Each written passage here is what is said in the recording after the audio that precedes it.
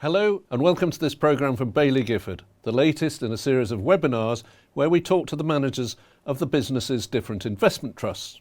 Today we're talking to Praveen Kumar, and Praveen is manager of the Baillie Gifford Shin Nippon Trust. My name is Richard Lander of Citywire, and I'm going to be talking to Praveen about how he runs the trust for around 25 minutes.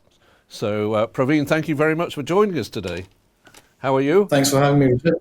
Not bad. Yourself? Very good, thank you.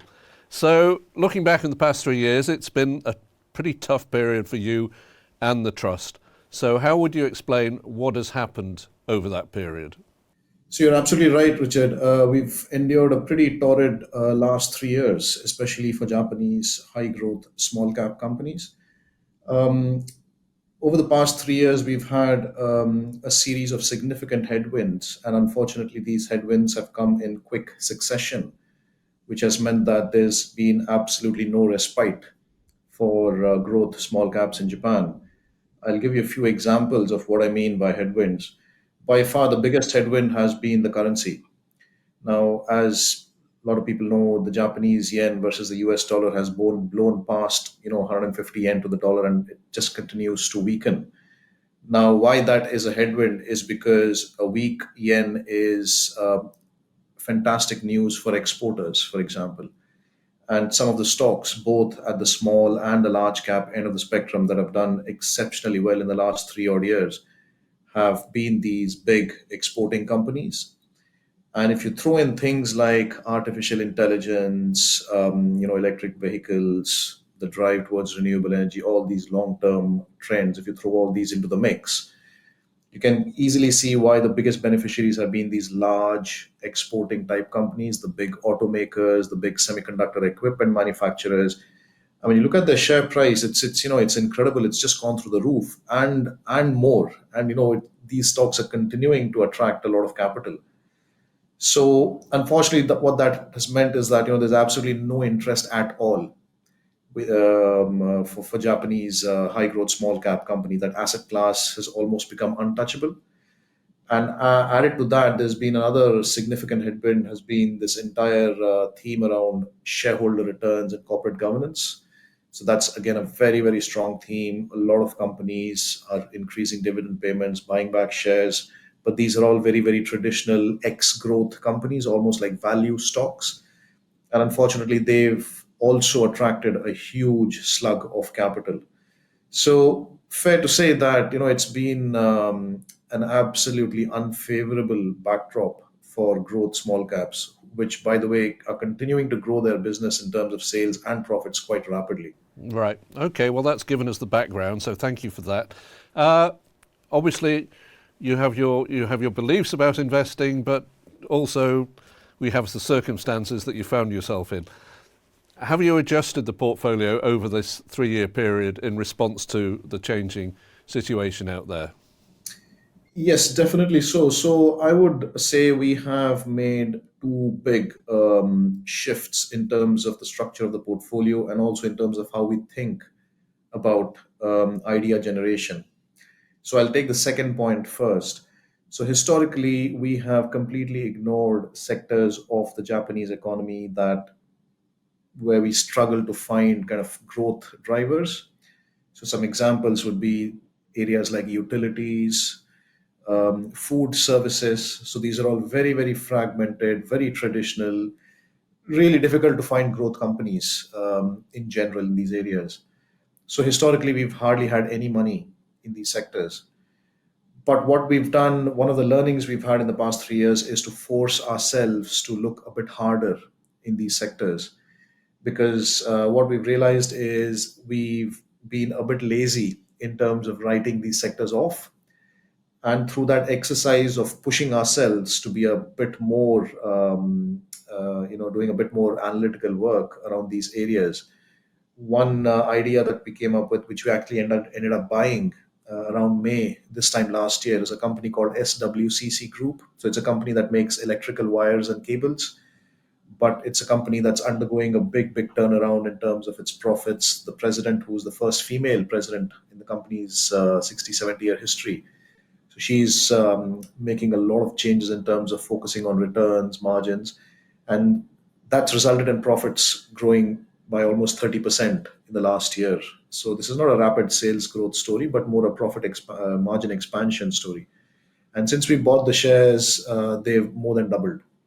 So just trying to look for, almost esoteric growth ideas rather than stay too fixated in kind of, internet or online. That's always been a favorite hunting ground. And the first point, going back to my first point in terms of changes to the actual portfolio, I mean, I've taken the view that given the really difficult period that we've seen for small caps in Japan in the last 3 years, the valuation disconnect or the valuation gap between large caps and small caps is almost at record highs, which means to say that large caps have re rated significantly at the same time as we've seen a significant derating of small caps. So you're getting smaller companies growing at 20-30% in terms of sales and profits at, say 12, 13 times price to earnings ratio. So really kind of, nothing in the valuation for the sort of growth that these companies are um, putting in. So we are almost in a way dialing up the growth factor of the portfolio because, we've taken a simple view that if not now, then when? Yeah. Because at the moment, things are so depressed. Everyone hates this asset class. No one is interested. There are a lot of headwinds, some of which I spoke to you about earlier. So I think this is the point where we're seeing bargains that you actually get to see very, very rarely. And that's what we're trying to kind of take advantage of. Right. Okay. What is it? What is it that drives your continued belief in the Japanese smaller company sector?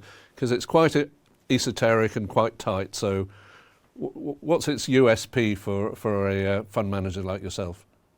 I think at a philosophical level, I mean, if you want to call it as a USP or sort of philosophy, broader philosophy is, change is the only constant, as they say.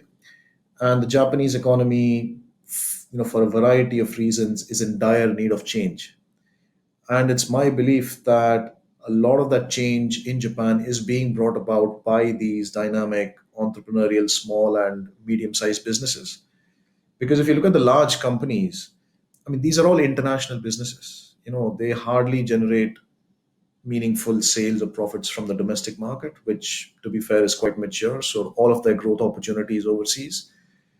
So, and in doing so, they've not really made an attempt at addressing some of the structural issues, whether it's dealing with the labor shortage or dealing with the lack of natural resources that Japan has. Japan is the world's second largest importer of LNG. So how do you kind of solve that problem of being reliant on friendly countries overseas for a critical part of your economy? And it's actually small and medium-sized enterprises that have identified these sorts of areas and are actually attacking these areas with new business models, innovative services to try and solve some of these issues. I mean, I will give you one example. So in Japan, if you are a restaurant owner, and you want to order food supplies for your, day-to-day business, you have to deal with a network of almost 20 to 30,000 food suppliers. And quite often there are various middlemen involved as well. And usually the way you go about doing that is using a phone or a fax machine, believe it or not. And we are talking of the world's third or fourth largest economy here, an advanced economy. So what that all of that means is that your overall costs are quite high. The amount that the customer ends up paying is quite high. There's such a time lag in terms of when you place the order to when you get the goods delivered. So overall, it's very inefficient. And one of the companies we've held for over 10, 15 years now is a company called Infomart. So they've developed a cloud-based system that connects food retailers, restaurants with food suppliers through this software platform, and they can easily, check stock at various distributors, order online. Everything is electronic. The invoicing has moved to becoming electronic, and that's resulted in a huge amount of efficiency gains. So, a simple example of companies identifying structural problems and addressing them through interesting and unique solutions. It's only small and medium sized companies that are doing this. And that is why I believe that these are the companies that are likely to drive much needed change in Japan. It's not the your large blue chip companies. Right. Okay. One thing you have in common with small and medium cap managers around the world is this valuation gap that you talked. It Yeah. happens in Europe, has in the States, everywhere. What I want to know from you is what's unique about the Japanese smaller companies market that investors cannot find anywhere else? So you have a whole set of some really unique business models that, for some number of reasons, some of which I'll explain, you are unlikely to find anywhere else. And the reason for that is because the problems that they're addressing are unique to Japan. Now, I'll give you a simple example. This example of food ordering would be one. You don't really get to see those sorts of business models elsewhere. Another example I'd like to give is, the legal profession. If you take the legal profession, right? So in Japan, almost 80% of the people who should be seeking legal advice, whether it's for some family matter or, there's been a car accident, 9 times out of 10, they don't. They just don't bother with that. And the reason for that is access to lawyers and legal firms is so difficult for the average man or woman on the street in Japan that it's far easier for them to just say, I'm not going to bother with it. And also, these legal firms are very, very expensive to hire, especially for individuals. You don't really tend to have these kind of personal injury lawyers that you see so many adverts for here in the UK, for example. So one of the companies that we've owned for almost a decade now is a company called bengo4.com. Bengo Shi in Japanese means lawyers. And they started off by creating this online, very easy to access, free platform for individuals using which they can actually contact and get in touch with lawyers. And for the lawyers, they've created within that platform an almost LinkedIn type system where lawyers can create their profiles, give the history of the cases that they've dealt with in the past, pricing mechanism. So complete transparency, ease of access. And within that, they've added bits and pieces over the years. One of the other bits and pieces that they've added is an electronic signature option, which is very similar to DocuSign. I'm sure a lot of people would have used DocuSign to electronically sign the documents. So their service is called Cloud Sign. It's the number one service in Japan. So that makes it even easier to deal with, move away from paper-based documents to digital documents. So another example of a company that's trying to solve quite a unique Japanese problem, and there are loads of companies and problems like these that are quite specific to Japan, which is why I say these sorts of companies you're unlikely to find anywhere else. Right. You spoke recently, you talked about the potential for significant outperformance when conditions return to favouring small caps. Now, you also talked earlier about the valuation gap being so enormous, but what other signs do you see beyond this valuation gap that we might be at this turning point now? I mean, at a very simple level, if you just think about it, if you take a step back and think about it, the last 3 or 4 years have been almost like a golden era for a lot of these cyclical, capital intensive businesses, whether it's the car companies, whether it's the resource companies, whether it's the semiconductor companies. There's been a boom in profits for these companies. On the semiconductor side, just to take one example, obviously the whole hype around AI and the way Nvidia and the Magnificent Seven, as they call it in the US, their share prices have done.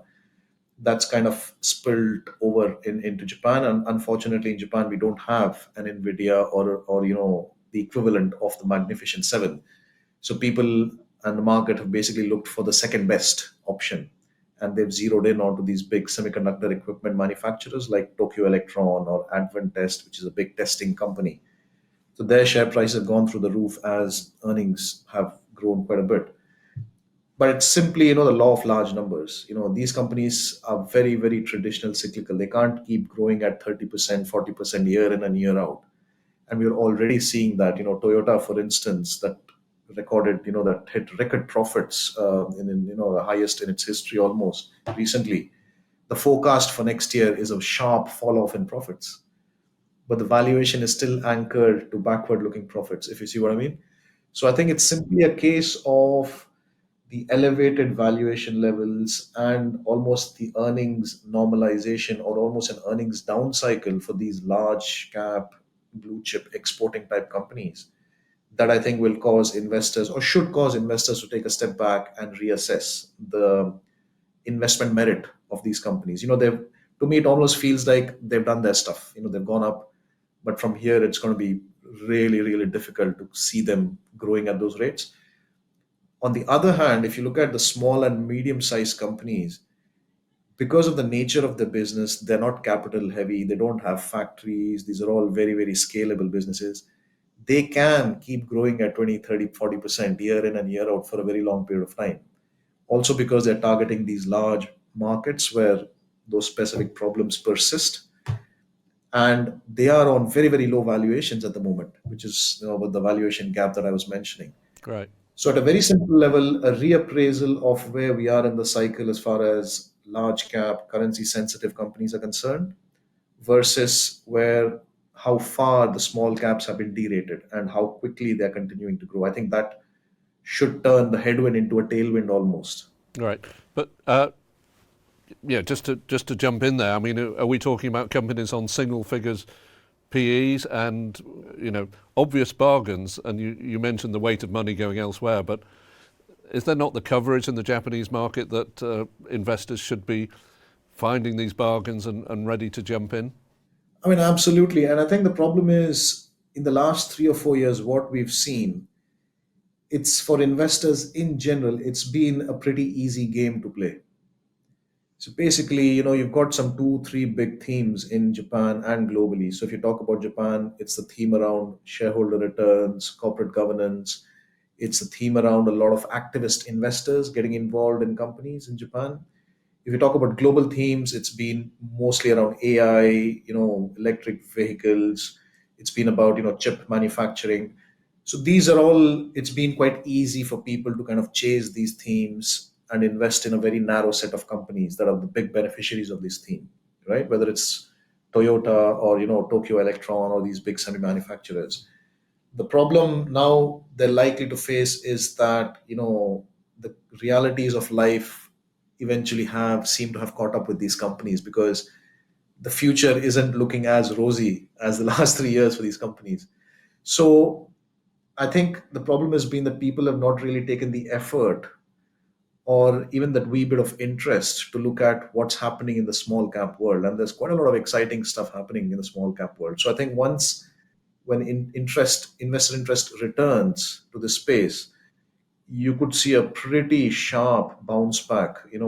These things can be very volatile, both on the downside as well as on the upside as well. So that's I think is what we are most likely to see, given where we are in the cycle today. I mean, you mentioned a couple of stocks already, but perhaps another that is just Yeah. screaming by me at such a low valuation.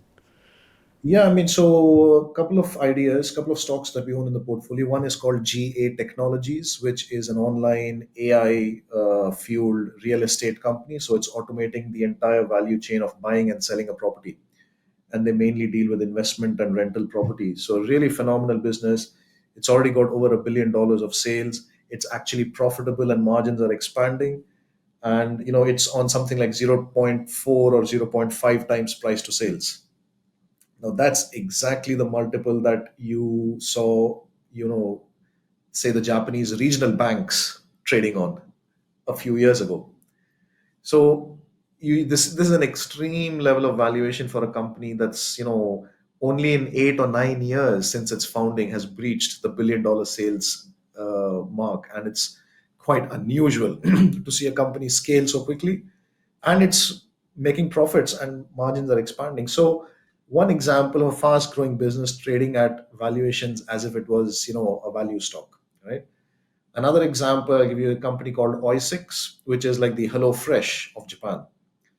Now, through a series of acquisitions and organic growth, they're actually forecasting pretty close to almost $2 billion worth of sales.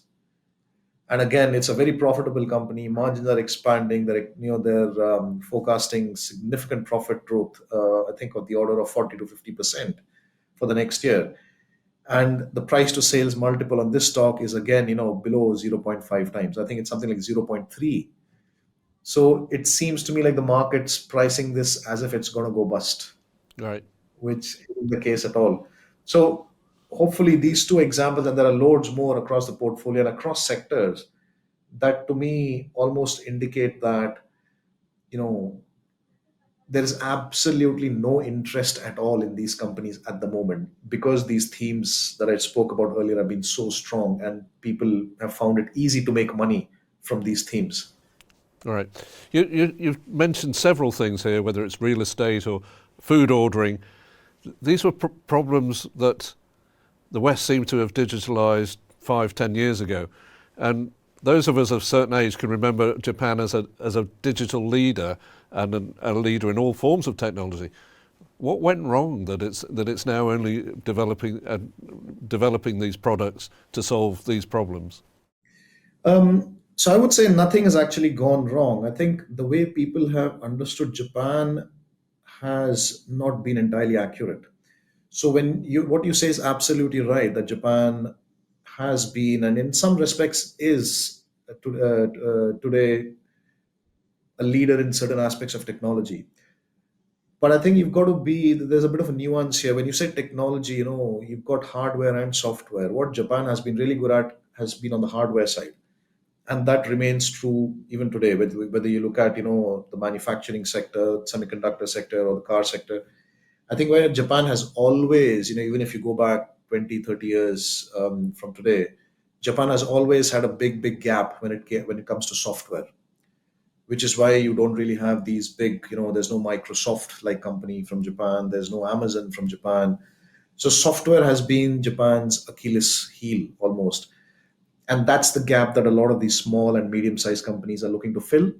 So they're using, so what one of the things that Japanese smaller companies are really good at, they might not be good at coming up with innovative or brand new first to market technology, but what they're really good at is using existing tools, existing set of technologies to come up with really creative business solutions, answers, business models that actually fit the Japanese market, the Japanese economy.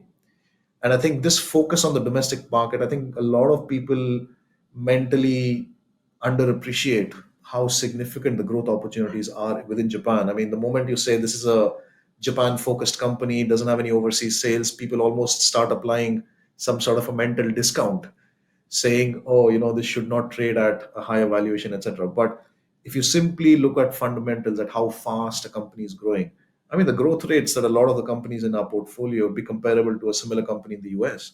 And in fact, in the US, you see a lot more loss making companies. You hardly see any loss making companies in Japan. And, even in our portfolio, the percentage of companies that are, persistent loss makers would probably be around 1, 2%. Okay, I see. Let's talk about tech a bit more, uh, because obviously they're driving momentum in other developed markets. Uh, are there companies in your portfolio, I mean, beyond these gap filling services, if you like, that are really pushing the boundaries in the way that we see companies in the States and Europe doing?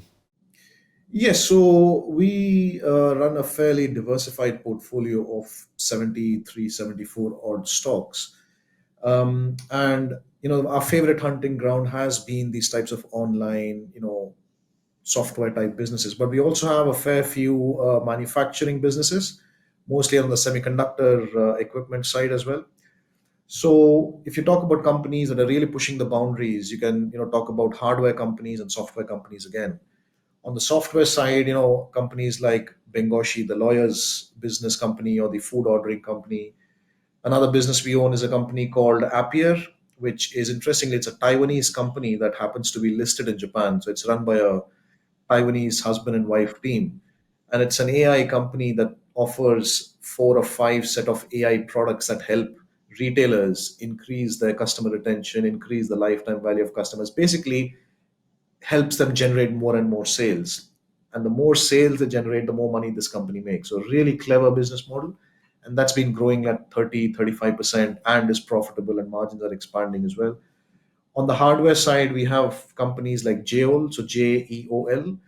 So this is a company that's developed the world's first equipment that allows semiconductor companies to use electron beams to write directly on a silicon wafer. So typically, at the moment, the way you would do it is you would have put a stencil between the electron beams and the wafer, and this stencil transfers the circuit pattern onto the wafer. But Jeol has developed a machine that can directly write on the silicon wafer. And the stencil that's used, that's probably one of the most expensive bits of the whole process. So they've taken an entire chunk of cost out, and they've got almost 100% market share in in this product, and it's growing quite rapidly. So one example of a company on the hardware side that's actually pushed the boundaries and developed a genuinely unique global product. All right. Well, talking about global, I mean, obviously your portfolio is heavily domestic focused, but are any of these companies making inroads overseas and taking advantage of the yen's weakness? Yes, so some of our companies like Appier, for example, is growing its sales much faster outside of Japan than in Japan. So they've got about 20 or 30% of the sales from Japan, which means that 70 to 80% of the sales are coming outside of Japan, and that area they're growing quite rapidly, especially in the US. They seem to be making very good headway with some big client wins. So we do have quite a few companies that tend to have a global outlook and targeting the global market. Um, that tends to be true more on the manufacturing side. So companies like Geol, for example, that I mentioned. Another company we own in the portfolio is called Horiba, which we've owned, I think, since 2005. So quite a long time. And this is a company that's famous for exposing the Volkswagen emissions scandal a few years ago. If you remember the emission scandal that Volkswagen had. So it was Horiba's emission testing kit that exposed that scandal. So their emission testing business is still continuing to grow quite fast, despite electric vehicles taking a lot of share because environmental standards are becoming ever more stringent. But they've also got a semiconductor equipment business that's again, part of this whole artificial intelligence and chips getting ever more complex kind of theme. They're benefiting from that as well. That's a global business. They have about 80% global market share, 70 to 80%. Lovely. Okay, we've spent a great 25 minutes talking about these questions. I'm now going to turn to some of the questions from the audience that have come in advance. You're not going to be surprised if some of them are quite focused on the share price. So I'll start with this one, which I think sums up quite a few of them. The share price has fallen markedly, and this might be a great opportunity for new investors, but existing investors are still feeling the pain. How long do you think it will be before we start to see the share price rise again? And it's around 115 at the moment, and this viewer says, when will it get back above £2? Possibly something you can't specifically comment on, but Well, sure. But I mean, the first thing I'd like to say is, the pain that shareholders have felt, that is shared pain because I myself, in a personal capacity, am a significant shareholder as well. So I completely acknowledge and empathize with that. But I think, as we've been discussing, Richard, what we've seen happen with the share price of Shin Nippon very much reflects just the complete lack of interest, investor interest in the Japanese small cap, especially the growth small cap asset class. And just to emphasize, just to give you a data point that hopefully gives you an idea of how massively out of favor this sector is. Historically, the bedrock of support for Japanese smaller companies, especially the growing smaller companies, has been the domestic retail investor.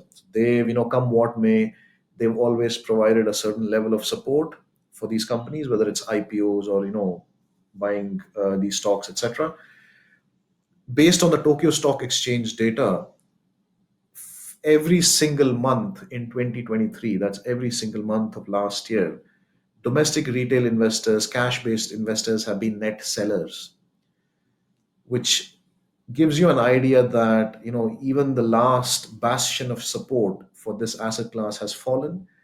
And the reason why that has happened is because of all the things I discussed earlier. There are some very powerful themes that people are looking at and where they feel they can make easy money. Just go buy some rubbish company that has a lot of cash on its balance sheet, has never paid a dividend in its life. Suddenly management have a change of heart, there's an activist investor involved, and they're paying out, huge amounts of dividend. The shares are going through the roof. So very easy way of making money. But the problem I have with that is this is all a very time bound, short term investment thesis because these are not growth companies. Once the payout happens, once the insurance policy pays out, there's nothing left there. And also, the valuation of a lot of these companies just makes one weep, to be honest. So, I almost feel that we are probably at the beginning of the end of this type of, thematic rally. So, I mean, although, as you said, it's quite difficult to predict when exactly smaller companies in Japan would come back in favor. But I almost feel that, we are at a point where we're already seeing tentative signs of interest coming back. And once that gathers pace, once smaller companies continue to do their stuff, I'm pretty confident. Again, you can go back in history of the last 30, 40 years. This pattern has repeated constantly where you have a few down years, but the recovery tends to be very, very sharp. And personally, that is what I would expect to happen as and when this asset class comes back in favor. Okay. Another question, again going through the same theme of the disappointment and the share price. Uh, you know, and he suggests that perhaps something useful would be an independent review of the holdings, and perhaps that would be in the interests of the shareholders. Now, perhaps you can discuss that and how you do get outside opinions on the way you operate. So that's a very interesting question, Richard. And in some ways, for Shin Nippon, we have a board of directors, and their kind of remit is to look out for minority shareholders, for all shareholders. And they take a very, very sort of hands-on view in terms of questioning me around every individual stock in the portfolio, making sure that I'm doing what I'm supposed to be doing. Now, Shin Nippon is an unashamedly high growth portfolio. I don't think people should invest in Shin Nippon if they want a very smooth to return, if they want a portfolio that will outperform every single year. They shouldn't invest in Shin Nippon if they want a portfolio that is more, income based, etc. It's not that kind of a strategy. It's an explicitly high growth, rapid growth strategy, which means that it will naturally be very, very volatile, both on the way up and on the way down. So that's, I think, the first point to make. And the second point worth making is, we as a team have undergone an exercise in the last 12, 18 months where we've analyzed every single stock that we own in the portfolio, including Shin Nippon, making sure that it stacks up in terms of the original investment thesis, that it's still growing, sales are growing, profits are growing, and that valuation look attractive. And if all those boxes are ticked, we are more than happy to just be patient and ride out the storm. Because what we are not going to do is chase some short term themes just because the flavor of the month or the year have been stocks that have a particular angle to them, whether it's shareholder returns or corporate governance reforms. If there is no growth angle, long term growth angle to those stocks, we will not buy those stocks, even though they might be in vogue at the moment. And from a shareholder's point of view, the board has obviously announced a tender of 15% of shares at a 2% discount minus costs if we don't outperform on a 3-year view. And I think that what the board has put out as a commitment is a sign that they remain confident of the style. And 3 years is a reasonable enough period in which time, if we don't deliver on the performance side of things, shareholders do have an exit option. So you could almost, the board is independent, and they have their own view. It's comprised of individuals that bring in sort of insights from different fields. So it's quite a robust process. So I certainly am not getting a free pass. And if I were to start buying value stocks or stocks that don't have any growth angle, I will be pulled up, because that's not the job that's been given to me. My job is to pick high growth stocks, be patient with those stocks, and hopefully, generate a significant return for shareholders over a long term view. Right. You mentioned the tender offer there and what it means, and hopefully the aim will be to reduce the discount. Are there any other methods? This is another question from a viewer. Are there any other measures being taken to reduce that discount? So we have also been doing share buybacks quite aggressively, and the discount has narrowed a wee bit. I remember a few months ago we were at a discount of sort of 17, 18%. Now it's more around the 15 to 16%. So it has narrowed a wee bit, but still we are not happy with the current levels. But I think you've got to balance the amount of shares that you buy back with the underlying fundamental performance, because if the entire asset class is out of favor, no one wants to buy Japanese growth small caps anymore. I feel no matter how many shares you buy back, the discount can remain persistent. So we are trying to balance the amount of shares that we buy back with trying to also work out in terms of getting the NAV, the net asset value, growing again and outperforming the benchmark. And naturally, as and when that happens and the asset class comes back in favor, I almost think that the discount will naturally kind of narrow. So in answer to that question, Richard, I suppose it's fair to say we have significantly ramped up our buybacks, but also with the caveat that we are not buying back blindly because we want to be a bit opportunistic about it. So we are trying to be a bit more sensible in terms of how we conduct share buybacks. Right. Another interesting question. Would a sustainable rally in the yen favour your stocks versus the large cap exporters?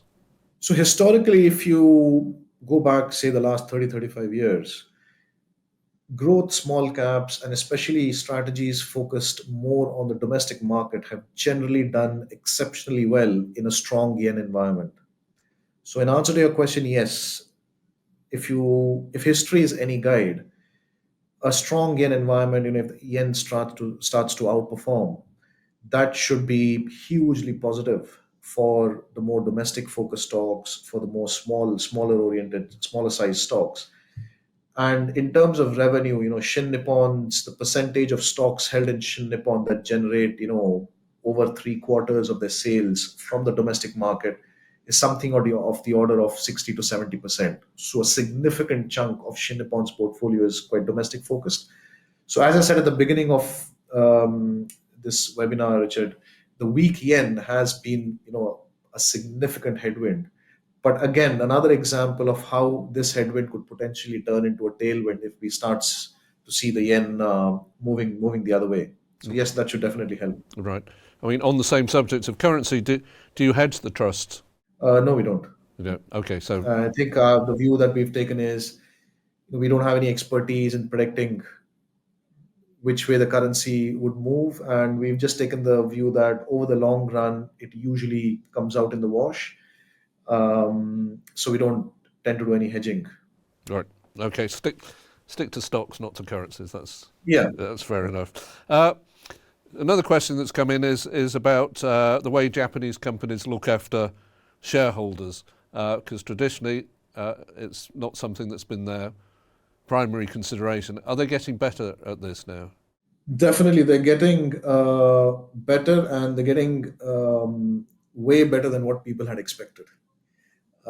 You're seeing companies, as I said, loads of examples where companies that haven't paid a meaningful dividend in decades, they're suddenly announcing massive increases in dividends. Companies that haven't bought back a single share in their entire history are now falling over themselves to announce huge buybacks. So it is fair to say that corporate Japan has changed for the better as far as shareholder returns and treating shareholders is concerned.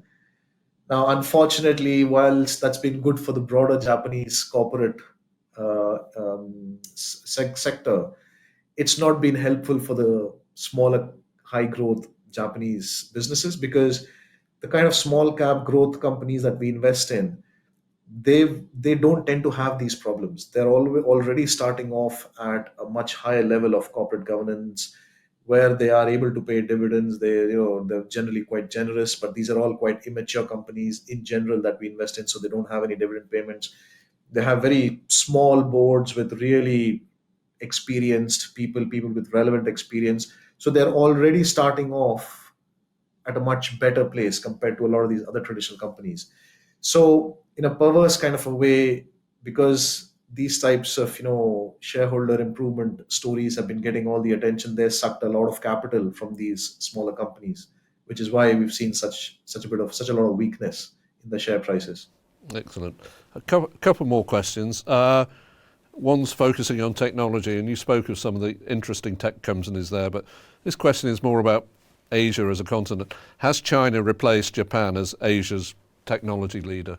It depends. I mean, technology is such a broad brush term. You can slice and dice technology in any number of ways. So if you look at, say, for example, electric vehicles, then definitely yes, China is, if not the, but on its way to becoming the world leader in electric vehicles.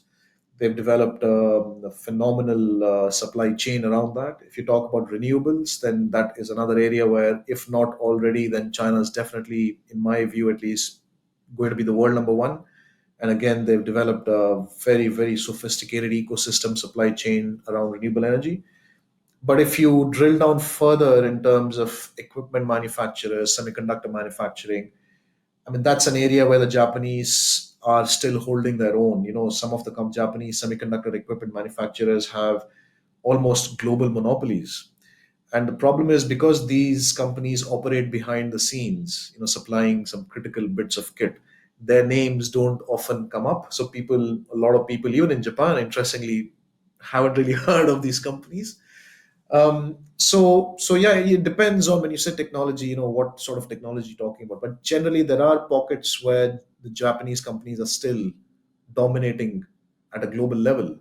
But equally, there are some of these larger sectors where China has, raced way, way ahead from not just Japan, but rest of the world, to be honest. Okay. And the final question sort of plays on your what you mentioned a while ago about how, yeah, it is a volatile area. And the question is there anything you can do to make this trust and its performance less volatile? Um, I mean, if we tomorrow decide that we have to change the mandate from being explicitly growth oriented to a more, value oriented, or to a more kind of, steady sort of strategy, then perhaps yes. But that would mean that, you're changing the product, you're changing the nature of the trust, you're changing the entire reason the trust exists. So I think people invest in Shin Nippon, or should be investing in Shin Nippon, because this is quite a volatile, explicitly high growth trust. Certainly, they shouldn't be putting all of their money in Shin Nippon. Even I, as a manager, wouldn't advise that. But this is a trust that, over the long run, has a pretty strong record. If you look at sort of 10, 15, 20 years, it has delivered a decent level of return. I think what has spooked a lot of investors, I suppose, is just the degree of underperformance, degree of weakness that we've seen just in the last 3 years.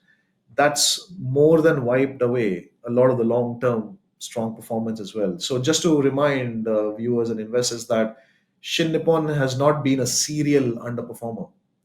If you, I mean, obviously you cannot, but if you ignore the last 3 years, it has a pretty strong performance record. So people, should remember that over the long run, this trust has a pretty decent record. So it's just a case of, riding the volatility, being patient. And markets have cycles. You can't keep going from bottom left to top right all the while. I mean, if that's the kind of return smoothing sort of thing you want, this is not the strategy. You're better off having more an income oriented strategy, or something else. This is not for the faint hearted, shall we say. So I think you've got to ride the rough with the smooth, with a strategy like this. Excellent. Thank you. That is all we've got time for, I'm afraid. So I want to thank you, Praveen, for your time and insights. And thank you also to the audience for watching and for your questions. We do have more sessions like this coming up, so do please keep an eye out for those if you found today's useful. Until the next time, thank you for joining us.